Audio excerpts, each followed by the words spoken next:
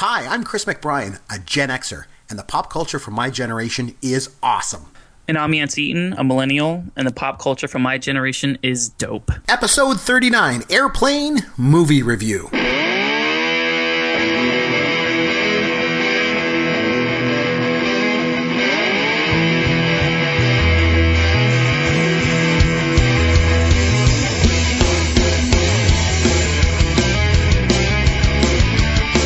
Hey, Chris McBrien here, along with Yancey Eaton, as always, as Pop Goes Your World.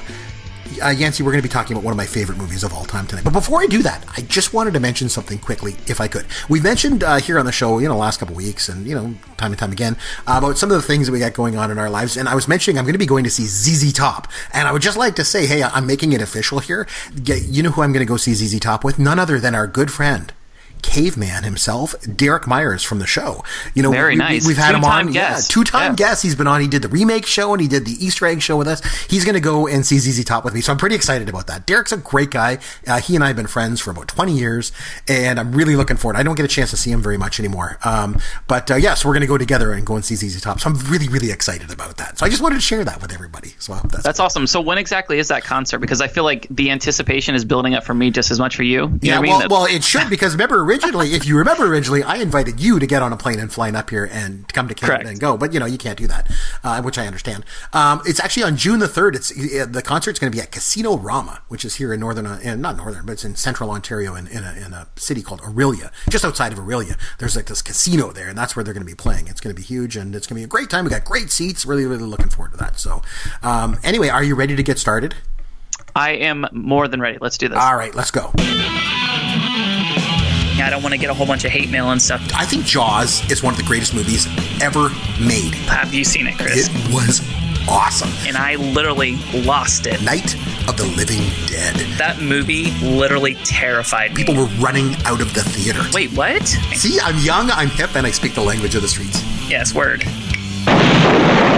Okay, so this week we throw things back and forth, week to week. Of course, this week was my turn to throw a movie at you, so I decided I wanted you to watch one of my favorite comedies of all time, and that movie is Airplane, the 1980 classic comedy. So I'm going to start us right off with just the easy question. Yancey, you watched Airplane for the very first time. What did you think?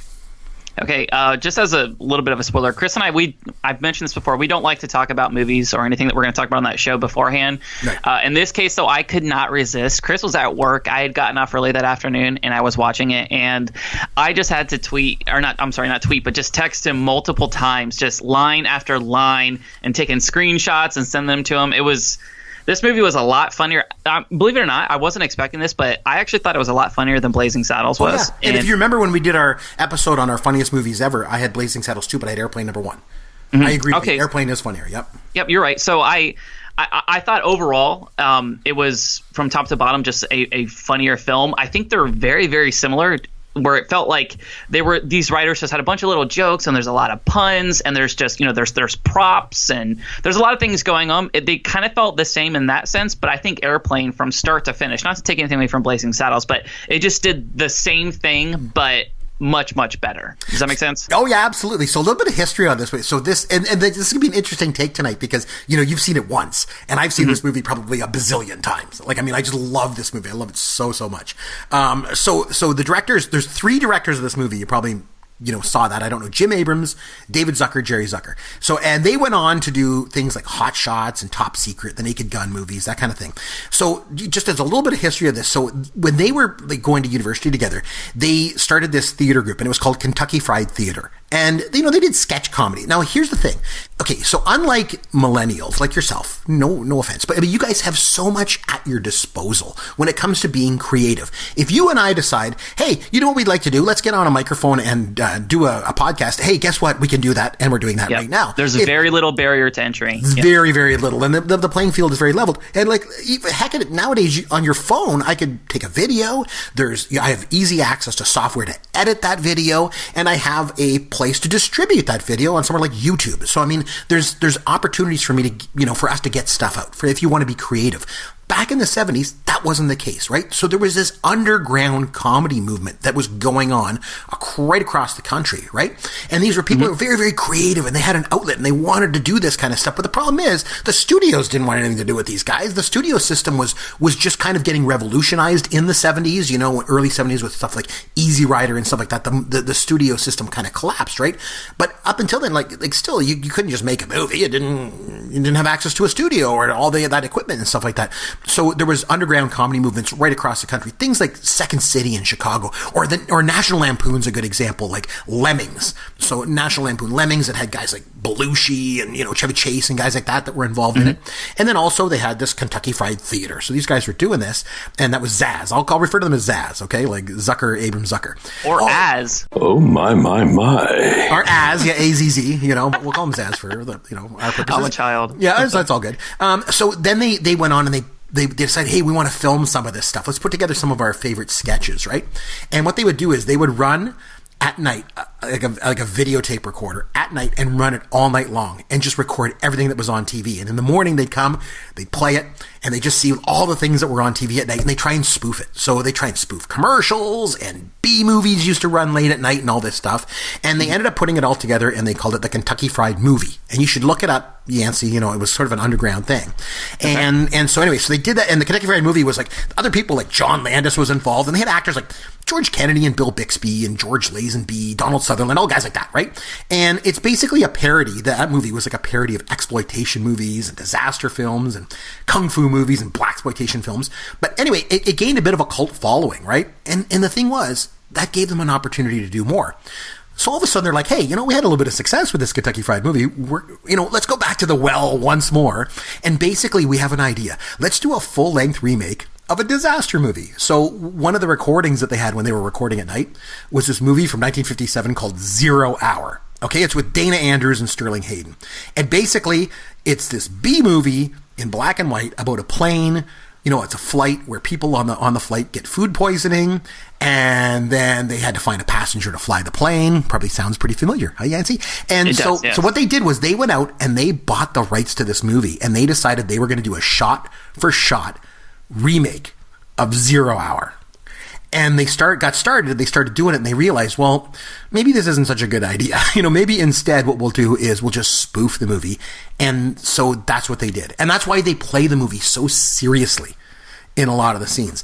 And they shopped it to all the studios. They got turned down by everybody until they got to Paramount. And based on what they'd done with Kentucky Fried Movie, they got greenlit by Michael Eisner, no less, who was at Paramount in those days.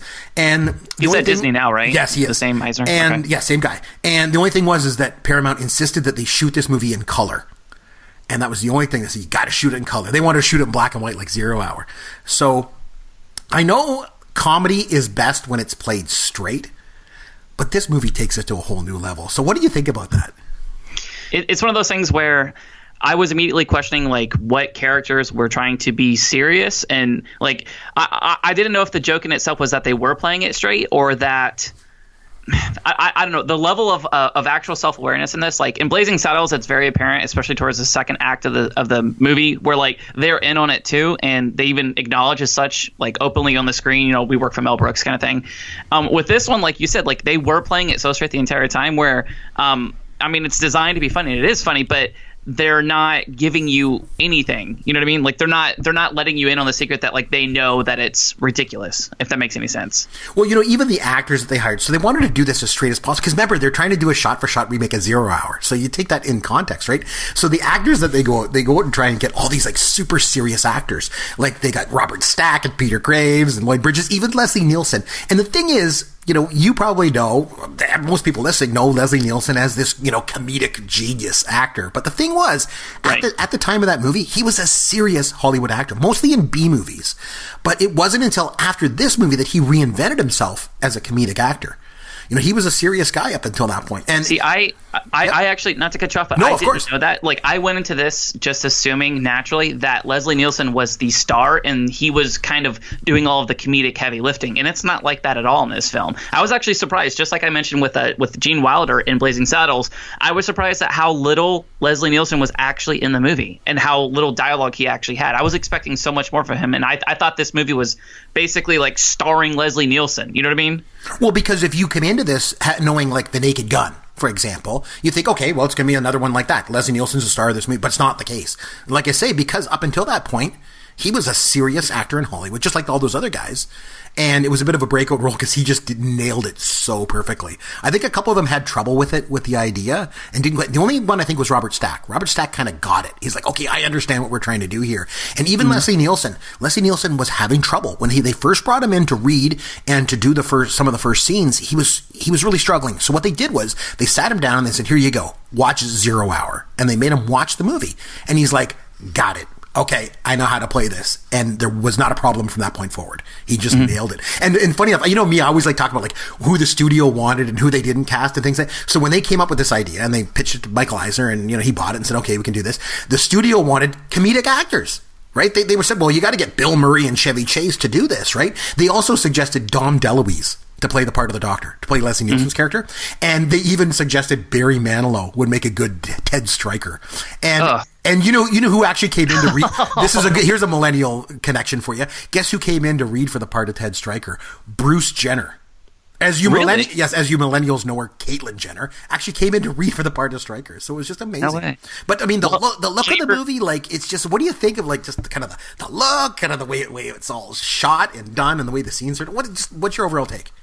From the way it's shot and everything, when it first started out with the airplane fin, like cutting through the clouds, and it's like the Jaws theme or something very, very akin to the Jaws theme. It was a spoof of Jaws at the beginning. Yep. Yeah, so it's like it looks like a dorsal fin like popping out like Jaws, and I was like, okay, so this seems like it's a little kooky. And you see like the opening sequence where they're at the airport, and at first I wasn't paying attention fully. Like the movie just starts, so I'm kind of like sitting down. I have a notepad, whatever. I take pages and pages of notes, this, and then I stumble through them, and then I can't speak coherent thoughts while we're recording, so it's all for naught. But anyways, it's like I'm literally getting down. I'm not even fully engaged with the movie yet, and I have to rewind it because there's all these jokes going on over the PA, like the man and the woman are going back and forth. And that was the best when they're going back and forth. The white zone is for unloading and loading. No, that's the red zone and all that. Oh my god, it was so funny. And then they're like, don't tell me which zone is for loading and which one's for. And then he's like, look, don't you start up with your white zone again. Yeah, she's like, well, don't pretend that you don't know what this is about. You really want me to have an abortion? Well, it's really the sensible thing to do. I mean, if it's done safely and therapeutically and all this, it's like unbelievable. Yeah. So what you're talking about with like film and like the sets and stuff like that, I think it goes back and forth to where if you were just glancing at one particular scene, it looks like a real movie. The set looks like it's real. It looks like they're really on an airplane. It could be a serious drama or action film or whatever. But then they quickly jump back into something else that makes it completely outlandish. Like, for instance, the autopilot is literally an inflatable freaking pilot. It is like a blow-up balloon who actually drives a plane. And his name's really Otto. Cool. Otto, the autopilot. His name is Otto, which is very, very clever. So like it jumps back and forth between, like you said, playing it straight and looking like an actual real movie to obviously being completely over the top. Like where what's the main character's name? I forgot his name. Ted Stryker? Yeah, Stryker. Whenever Stryker's doing like flashbacks, there's lots of flashbacks in this movie too, which is really funny. So whenever he's describing flashbacks, he's like, oh, I'm probably boring you, and it literally shows like the woman hanging herself. You know what I mean? So it does go to what you think is like this serious like backstory and like giving you some inside information to like what's going on with him and what his story is. It immediately jumps back to being completely ridiculous. At one point, like after he gets done talking, a man is literally setting himself on fire. Well, yeah, because it comes back. The one guy's like a skeleton. It's just the first one, and then the next guy, the guy's setting himself on fire. My favorite was the Japanese general who like eviscerates his guts with the sword. It's so funny. Yeah, and by the way, that actor was James Hong. He was in Big Trouble with Little China, another movie I got to get you to watch. I have seen him. Yeah, he's David Lopez. He was in Seinfeld, buddy. He was in the episode of Seinfeld where they're in the Chinese restaurant. Remember Seinfeld, Party of Four? Yes. That's him, the same guy. But they just keep ramping it up and all those different guys. Oh, I love it. Yeah. While we're talking about casting really quickly, you mentioned Robert Stack before. I mentioned this in a past episode, how one of my mom's favorite shows growing up was Unsolved Mysteries. Right. And as soon as I saw him, I had never seen him young like that, and I thought it was the same guy, so I had to go look it up, and of course it was. And it was just weird, like this 6 degrees of separation. You know what I mean? Like it's, I never would have known who he was, but the fact that we've done this show, like now I'm starting to see things like recurring. They say there's like the Jeopardy rule, like anytime you learn something within like 2 weeks, you'll hear it as a Jeopardy question. Right. I'm starting to get this where like we're seeing like some of the same actors and names and directors and movies, like they're getting a lot of play on multiple episodes. One thing I think was funny, so you're mentioning how it kind of looks like any other movie, but in a way it doesn't, because these guys are like from the Kentucky Fried Theater. They have no idea how to make a movie. When Zaz first started doing this, if you look at the movie, it's quite funny, because if you'll notice it from a film perspective, it's almost all wide shots. Very, very few close-ups. And all the sets are like really hot lit. Like just hot light everything in it. Like they don't really know what they're doing technically. And if you go back and watch it, because I've seen it a zillion times, right? At the very beginning, when you mentioned when they're in the airport terminal, and when Stryker comes in and he's running through, there's a scene right at the beginning. He's running through the terminal, and you can see it's kind of hard to notice because there's people all around him. One of the guys beside him is running along, picking up camera cables, and running along trying to get them out of his way. And the thing was, they didn't even realize it. They shoot this movie, they get done, they go to edit, and they're like, oh, that's in the scene. You can see the guy running, it was too late. They couldn't go back and reshoot it and get everybody back, so they just left it in the movie. Like they just wing it. Yeah, they just kind of wing the whole thing. They just left it in there. So I mean, like from a technical point of view, the movie's pretty funny, and it's very original looking. Like I say, because of the hot lit, sets and everything like that, and the wide shots and everything. But I wanted to give a shout out. Keith Renshaw, good friend of the show, right? Yeah. He sent me a message. He said, "Hey, you guys can be talking about airplane," and he's like, he goes, because he finds himself in an interesting position listening to the show, because his age is right between the two of us. So he's like, I'm kind of in between you guys, and I really like The Naked Gun. That's where, I used to like. So I just like to just mention to him and anybody else, and yourself too, anyone that's out there, if you like The Naked Gun, and you obviously, Yancey, you know about The Naked Gun before, you came in and watched an airplane. But the thing is, The Naked Gun is not a standalone movie that these guys did. What happened was, that's based, I don't know if you noticed, but it's called Naked Gun from the Files of Police Squad. So what they did was, they did Airplane in 1980. The movie was so successful, they got a deal to do a TV show, a weekly half-hour TV show. Okay. So they did a TV show called Police Squad, and it only ran for 6 episodes of the spring of 1982. And, of course it's a show about a police squad, go figure. And it's headed up by Detective Frank Drebin. And that's Leslie Nielsen, of course. And it only, like I say, after 6 episodes, the studio canceled it, or the TV station. They were like, we're going to cancel this. It was too bad, because it's become a cult favorite, so much so that's where they decided, it was so popular, those 6 episodes, that's where they made the movie of The Naked Gun was based on. And the thing was, if you could get a chance to watch it, it's just like Airplane, looks the same idea, but every week during the opening credits, like they would mention who the guest star was, and then right away you would see that guest star die in the opening credits. And like it would be like, this week's guest, Florence Henderson, and she would be there, and she just totally gets shot up by machine guns, and it's just so funny. And there's like, yeah, and this week's guest is William Shatner, and then all of a sudden William Shatner rolls out of a car and he's got a knife in his back, and it's just they always died in the opening credits. In fact, just a little piece of trivia, I love that show so much. They actually shot one with Belushi, John Belushi, where he drowned in a pool, but he died in March of 1982, so they never ran that one in one of the 6 they did. But the other thing they used to do at the beginning, they'd say, okay, in this week's episode, and it would say something on the screen. Like it would say, this week's episode, and on the screen it would say, a substantial gift, right? But they would say, this week's episode, The Broken Promise. They'd always say the wrong thing. Like it was just, it's crazy. But anyway, that's an aside. Police Squad, if you love the Airplane, you gotta watch Police Squad. There's so many. Did you have any favorite scenes from this? Anything that really stuck? Because you were texting me, like you said, back and forth. You're like, oh my God, this is so funny, this scene. What would you say were some of your favorite scenes? I got lots.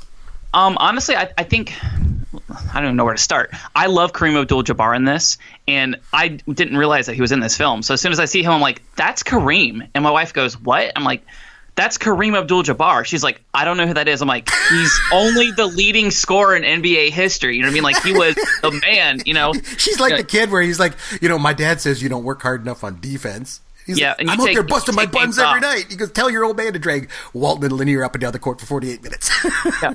Well, I love it, though, because he's like you said, like it's playing it straight, and then it kind of jumps back to, it's just it turns into something that's completely absurd. So he basically says like, no, I'm the pilot. Look at my name tag. Look at my name tag. He's like, yeah, my dad says you don't play defense and you only try in the playoffs. The hell I don't. And then all of a sudden he is Kareem Abdul-Jabbar. Like, what's interesting is like if you look, I was reading the IMDb page just because I keep forgetting Leslie Nielsen's name and I didn't want to screw it up. So, like, I was looking through here, and if you look, Kareem Abdul-Jabbar, it lists him in the cast as Roger Murdoch. Right. But in quotations, it also says as Kareem Abdul-Jabbar. Right. So it's Kareem playing Roger Murdoch, who's also Kareem, which was kind of interesting itself. So that was one of my favorite scenes. I love all the wordplay in this. I love how, like, it's Clarence, and Victor, and Captain Over, and Roger. Like, there's all that little stuff going on. I love the old lady, how she's sitting there talking about whenever she sees Elaine, and she's like, oh, wow, she's beautiful. Supple, pouting breasts and fur thighs, and it's just so random. I think I sent you a picture just because I couldn't believe it. I had to, like, rewind. But, the one pilot, he's in, like, the lobby. He's in, like, the bookstore of the airport, and he's perusing the sections. Yeah. And if you look, I didn't catch it at first until I rewound it and saw it, but the name of the section was whacking section. Whacking material. Whacking material, whatever. Oh my. And the name of the magazine that he picks up, and it's just like, casually looking through it like it's like a Good Housekeeping magazine, is what is it, Modern Sperm. Yeah. It's just there's so like Blazing Saddles. I don't mean to just keep directly comparing the two films, but like Blazing Saddles, this feels like it's a lot of, like you said, it's a consortium of really comedically gifted people who have been sitting on jokes, just dozens and dozens of jokes, and they're thinking, okay, this may not have anything even tangentially related to an airplane or flying, but how can we pack in as many of these jokes and puns and just really interesting scenarios as we possibly can? Real quickly, and I'll kick it back to you, but I think probably my favorite scene, like talking about that, was, he does a flashback and he's in some, exotic location, and it shows them like this really rough and, bar where like people get in fights every single night. And right. these two women, like I didn't notice Girl that Guides, yeah. Yeah, they're basically dressed as Girl Scouts, and they start fighting. And, one throws the other one into a jukebox, and then all of a sudden the Bee Gees start playing, and it turns into this extended dance sequence that the longer it lasted, the more I was laughing so hard I was crying. Yeah. I'm like, she's like, what is so funny? I don't get it. You have to watch it. You just have to. And it's just, it's really hard to explain. I'm like, they're still dancing. Like, it's still going on. And I don't know why it was so funny, but it was. That was probably the standout scene for me, was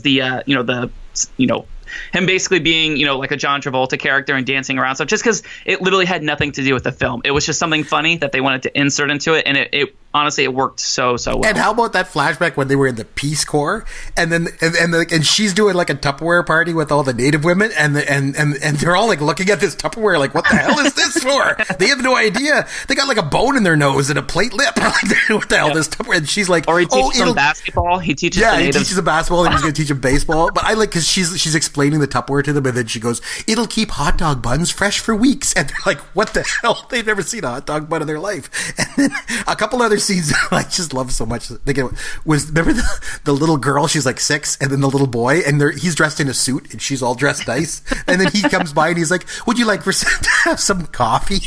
And she's like, yeah, of course. Would you like some cream and sugar? And she's like, no, I take my coffee black, like my men. It's just like who writes this stuff? It's so funny. So that scene I really liked. What about the scenes when the little boy Joey goes up to the cockpit and starts talking to the captain, and they just keep ramping it up every time that they come back? Okay, so is it intentional that he's trying to sound like basically like a pedophile? Exactly. When he's like, have you ever seen a grown man naked? And then he's like, what do you think about movies about gladiators? Like, have you ever spent time in a Turkish prison? Yeah, I mean, like hanging around the gymnasium. Yeah, talking about little things too.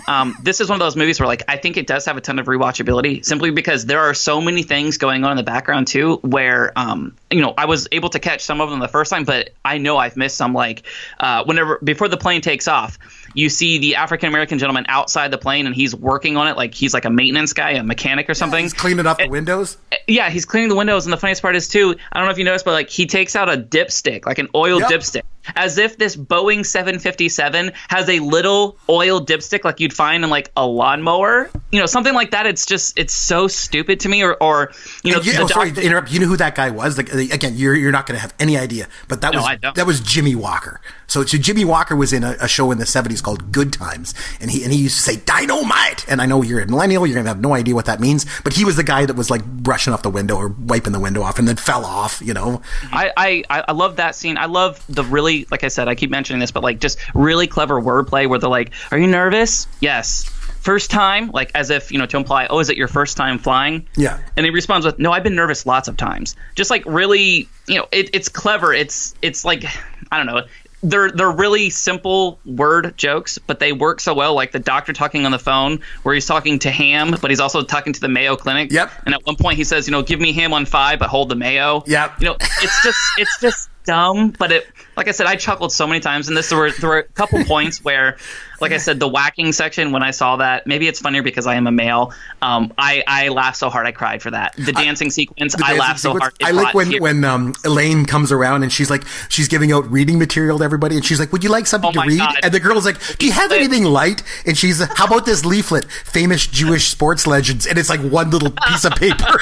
It's just like so crazy. So my favorite of all those scenes are my favorite though. My favorite are and they're my favorite two characters in the movie are the two guys that speak jive. They are the best. I don't know who they are. I call them Scott and Arthur. I refer to them as those because I think he kind of mentions it at one point. But what did you think of those two guys? Was that not like the best? It was the best. You remember at one point too, I sent you a screenshot of it, and I literally said, "Man, I hope there's a lot more of these guys in the rest of the movie." And there really wasn't. So they ordered dinner. Though remember when they ordered dinner and say, "Hey man, babe, I'll take some of that grease side, chomp it on some butter, drag it through the garden." And it's like, "I'll have the fish." And he's like, and then the older white woman speaks jive back at them. And it's Barbara Billingsley. So again, as a millennial, you probably don't know the woman that they had to play that part, Barbara Billingsley. She was on Leave It to Beaver. Okay, she was June Cleaver. She was like the 50s idea across the United States of America of what a mom was. She was like the ultimate white wasp mother. And so to get her to star in that role was what made it so funny, because you got Barbara Billingsley, the whitest white woman in the world, is on there talking jive with these guys. That's what made it so funny. But those guys were my favorite, man, when they're talking. And the thing was, so when Zaz they got the idea for those guys from watching Shaft. And I'm talking about the one from 1975 with Richard Roundtree, not the remake that they did. So basically they watched the movie Shaft and they were like, they had no idea what the hell these guys were talking about in that movie and some of the scenes, because some of the scenes in Shaft, they're using slang, right? So Zucker, Abrams and Zucker thought it would be funny if they had some people in the movie that instead of just dropping a couple slang, like the whole thing was slang. Like all their words were just like this jive. And so what they did was they brought in Al White and Norman Alexander Gibbs to read for the part. They were the two guys that played the part. And these two guys came in prepared. So they came in with all of this like language, and they basically just started spewing it all, and Zaz was like, "That's it, you guys got the part, you're in." But oh man, and then I love the fact that they talk and it shows the subtitles. Like it's like, "Oh, that honky must be messing with my old lady, got it like cool upside down his head." And it's like, "That fellow should stay away from my wife." And it gets worse and worse. And then he's like, "Yeah, pray to Jay, I get the same old. He says, "I knew a man in a similar predicament." And then it's like, say, "Hey, Scott, something say I won't say, pray to Jay, I get the same old. And then they're like, "See a broad, get a booty yak, leg her down and smack 'em, yak 'em." And then it's cold got to be, golly. And it's like it's just, the whole thing is just so preposterous. But then, like you said, there's a lot of like sight gags and stuff, like when they said, "Oh man, the shit's really going to hit the fan." And then it does. Like, a piece of shit hits the fan and it falls down. Like it's just unbelievable. Like it just keeps going and going. Yeah. Oh man. You know what one character that I think doesn't get enough love in this? Who's that? Because I haven't heard you mention him once. It was the flamboyant character. I think his name was Johnny. Oh, Johnny. Oh, of course. He was great. His lines are so fantastic. Oh, man, he was so good. So he was in the Kentucky Fried Theater with those guys. He was an actor in that troupe, and he improvised all his lines in those scenes. They just basically turned on the camera and said, "Improvise, go." And he just improvised all the scenes. Like, oh man, like the fog's getting thicker and Leon's getting larger and all that. And then remember when they said, "Well, what kind of plane is it?" Well, it's a big, pretty white plane with stripes and curtains, and it looks like a big Tylenol. Yeah. Or like they hand him like a stack of papers of like weather reports or whatever. What do you make of this, like, Johnny? It's like, I can make a hat, a brooch, a pterodactyl. It's just, it's so stupid. And you actually just answered one of the questions I was going to ask you was, was there room? Because, I mean, you mentioned that there was it was a team of comedians who were writing this. So I assume most of the jokes were probably scripted, but did they leave a lot of room for that type of improvisation? Like you said, if all of his parts were, did they kind of have like free reign to add or take out whatever they wanted? As far as I know, the only time they did it was with Steven Stucker. So they just let him go and improvise. Everyone else was going off script, and I don't think there was a lot of improvisation that took place, believe it or not. I have a question for you as a millennial. Could this movie get made today? I think, I don't know. We went back and forth with this on Blazing Saddles, and you basically like talked me out of the idea of it being made, at least in a mass release. I mean, do people still make jokes about Jewish athletes? Yes, they do. Do people still like laugh about, black people playing basketball? Yes, they do. So like those type of jokes still exist. I think all of it packaged together like that, in an almost 2-hour feature film, I think it would be a bit much. And I mean, I don't know. I think some of the scenes between the captain and the boy in the cockpit would never make it past the censors. For sure. And here's the other thing too. So again, go back to 1980. Any guesses as to what the movie's rating was when it was released? G, general audience. No, G is like Disney movies and animated movies. I mean, they say things in this movie. It was actually PG when it came out. As I mentioned before, they didn't have PG-13 back then. They had G, PG, and R. Right, that was it, right? But it was actually PG related, which was amazing because I mean, when you think about it, there's a scene with naked breasts in it. They talk about abortion. Like they use the word, but they never use the F word in it, right? So I guess, but I mean, there's also like you said, there's racial stereotypes. There's people actually killing themselves. Whether or not people take that as a joke or not, but like a lot of people consider that pretty like dark, crude humor today. So like there would be some sort of like parental advisory warning, I think. So overall, so you like the movie? How does it rank in the pantheon of comedic films for you now that you've seen it?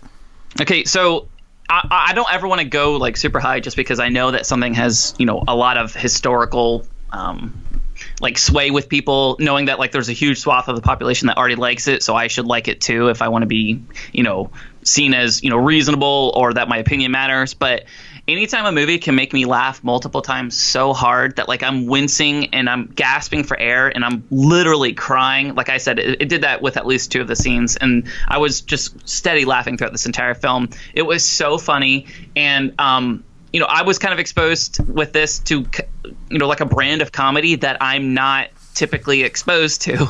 You know what I mean? Like to hear all these different jokes about like really, really like edgy stuff. And to see it throughout the course of the entire film, like they don't take the pedal off the gas at all. So, like I said, to elicit that strong of a response, like if a movie can make me cry and it's not Armageddon, which I cried at, I'm not too proud to admit, but I mean, I have to give it at least like a 9. I didn't think about the score ahead of time, but I mean, if I give it a score, I think I'd give it like a 9.2, a 9.3, nearly perfect.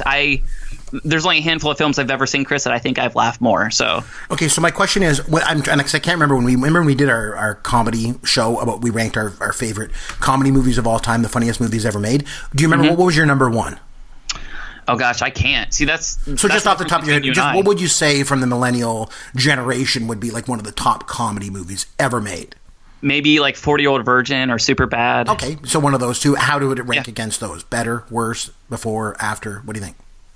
Those movies, there weren't a ton of standalone moments in those films that like gave me such a huge response. Whereas with this one, I laughed throughout the entire thing, and it also had like gigantic moments for me. So I mean, I would have to put this above those, to be completely honest with you. This was literally one of the funniest movies I have ever seen. It really was. Hear that? That's fantastic. Okay, time for some trivia. Fun with Yancey. Okay, so Yancey, it's over to you. You can ask me questions since it's my movie. It's my generation's film. Throw some trivia at me and see how well I know this movie. All right. So what is the name of the group of people who are asking for donations? Do you know the specific name? It was the Church of Religious Consciousness? Religious Consciousness. Oh, yes. Oh, yes. Yeah. Do you remember the name of the actress who actually played the jive lady, who talked back jive to the two African-American gentlemen? Yeah, as I mentioned to you already, it was Barbara Billingsley. Yes, this is what's so difficult about this, Chris. Is you know all of this stuff. Like I had like 7 or 8 questions written down, and you've basically touched base on almost all of them during the show. Sorry for ruining that for you. No, it's okay. While I'm stalling, like very, very painfully, what do you think of the sequel to it? Because I didn't even realize that there was a second Airplane to this. Okay, so they came out with Airplane 2, the sequel, and I absolutely loved it. The idea was, what they did was they decided to take a lunar shuttle to the moon, and in this one they brought William Shatner in. Up until this point, William Shatner was, again, a serious actor, and he reinvented himself as sort of a comedic guy, and he went on to do a really, really famous sketch on Saturday Night Live, where he was like, move out of your parents' basements, and he like really did this sort of comedic thing. But he was funny in that Airplane 2, the sequel. And one of the things is they bring back the jive guys, but they only bring back the one. They bring back like kind of the guy with the mustache and the curly hair, and they bring him in to testify in court, and he's like, oh man, the dude was on, because they bring him on to talk about Stryker. How did Stryker perform, in bringing the plane? He goes like, bro was on, man. You didn't trip, wrap that sucker around a runway like a mother. Ha! It's just the jive thing all over again. Love it. It's okay. But overall, you enjoyed the movie. You thought it was great, and that's really all that matters. So for next week, Yancey, it flips back to you, my friend. What millennial movie do you want to come back and discuss next week? What's your choice? Okay, so you have been pretty consistent in 70s and 80s era comedies, and I will continue to be. Yes, and so far it has landed pretty well. I think I've enjoyed all of those films. Good. I'm gonna stay true to my brand, and I'm going to give you a movie that is one of my favorite of all time. And it's well documented that I really, really love science fiction. And this next one is in that same vein. Came out in 2009, and it's a movie called Moon. Have you seen it? Never. I've never even heard of it. It is. It didn't get a lot of play whenever it first came out. It was kind of one of those like under the radar movies. It made a couple like really trendy like top 10 and top 20 movies of the year, but it wasn't a commercial success at all. But it, like I said, one of my favorite movies, one of the most well done and intelligent, just incredibly well done films. So we'll break it down. Like I said, it was out in 2009. So there's a couple movies with the same title. You're looking for the one specifically in 2009. So okay. Is it as good as Capricorn 1 with O.J. Simpson? When it goes to the moon? Nothing is. Of course. Yeah, exactly. It's a standalone thing. Okay, so we'll come back next week. We'll talk about Moon. Until then, you can reach us on Twitter at Yancey Eaton or at C. McBrien. You can always reach us at the website, popgoesyourworld.com. All our contact information is there. Shoot us an email. Reach out to us. Be part of the show around here. And until next week, this is Chris McBrien for Yancey Eaton saying thanks for listening to Pop Goes Your World, the pop culture podcast for the generations. Thank you for listening to the Pop Goes Your World podcast. Continue the conversation on Twitter at C. McBrien or at Yancey Eaton. Please consider leaving a review for the podcast on iTunes or wherever you download and listen to the show.